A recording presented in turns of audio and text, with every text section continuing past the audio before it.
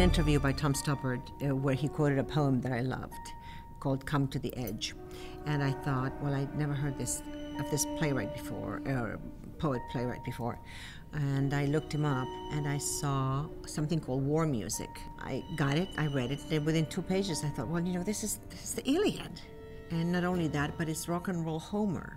On the 3rd page, I canceled all my appointments, read straight through the afternoon and into the night. Lillian came bounding into my office with this slim paperback book, and she said, "You have to read this now, and you will be up all night, and then call me." And she said, "This has to be a play, and it can only be done at this theater with this group of resident actors on that stage for this audience." It was so overwhelming to me, the words used, the humor, the similes, and the fact that you don't have to look up a single word, unlike other poetry, which can become extremely abstract. This is the most concrete, easily accessible, immediate poetry. Like speed, like light, like silence, like the gods, the movement of the stars, beyond the stars, that proves best, that only death can reach. When I first conceived of it, I thought this, because of the percussive rhythm of the poetry itself, I couldn't imagine this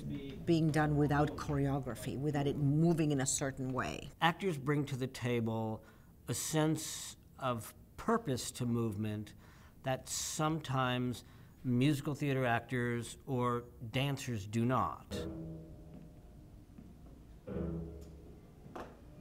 Dear Lord of Light, reclaim your eyes. The suspense of the beginning of the first opening stanza, he says, "Picture the East Aegean Sea by night, and on a beach, aslant it's shimmering upwards of 50,000 men asleep like spoons beside their lethal fleet."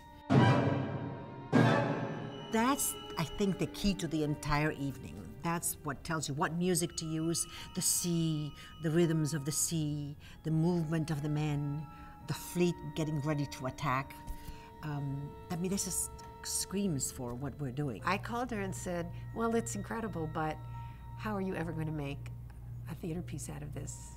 It's huge." And she already in her mind had the whole production.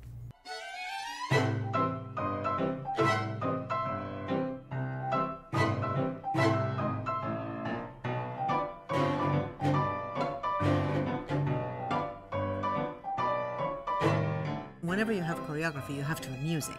And I thought, rather than just plunder pre-recorded stuff, why not have original music? Written especially and specifically for this piece. I found a wonderful composer, and I heard his music, and I thought he'd be perfect. If he responds to the material, he'd be perfect to compose the music. And he did, and he did more than respond. He read it 2 or 3 times within a week. I couldn't get hold of him. And he said, "Yes, I'm ready."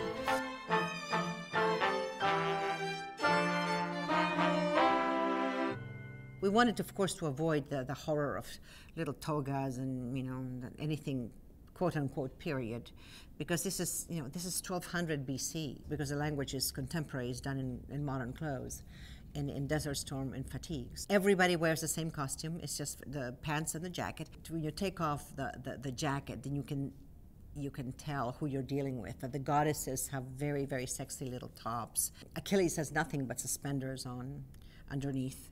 So it's in the little things that you can tell character.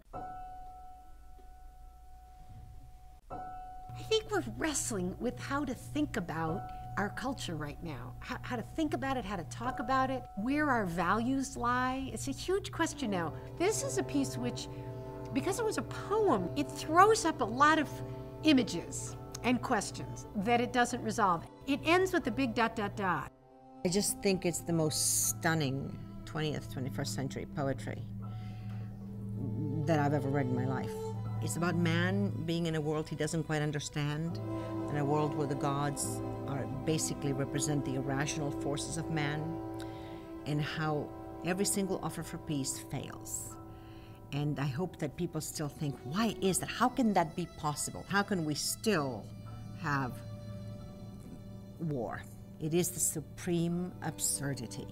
It's not really hard to figure out that it should not be happening. How can it be happening? I hope they have the best time in their lives. I remember walking out of Nicholas Nickleby and thinking those were the best 8 hours of my life. I was disappointed it was over. I could have spent another 4 hours.